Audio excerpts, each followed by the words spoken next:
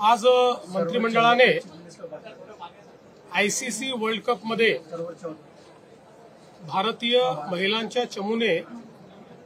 World cup जिंकून जी दैदिप्यमान कामगिरी केलेली आहे त्याबद्दल मंत्रिमंडळाने अभिनंदनाचा प्रस्ताव पारित केलेला आहे। त्याचप्रमाणे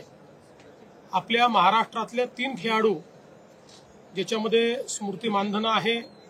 ज्याच्यामध्ये जेमिमा रॉड्रिक्स आहे, ज्याच्यामध्ये राधा यादव आहे, या तिन्ही खेळाडूंचा सत्कार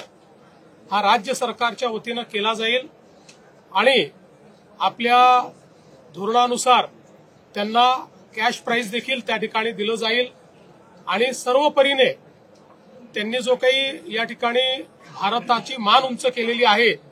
त्या संदर्भात सर्व प्रकारे त्यांचा सन्मान करण्याचा निर्णय आज आपण घेतलेला आहे। त्याचप्रमाणे पुढच्या काळामध्ये जेव्हा शक्य असेल त्यावेळी ही टीम संपूर्ण टीम ज्यावेळेस मुंबईमध्ये असेल त्यावेळेस त्या टीमचाही सत्कार आम्ही निश्चितपणे करणार आहोत।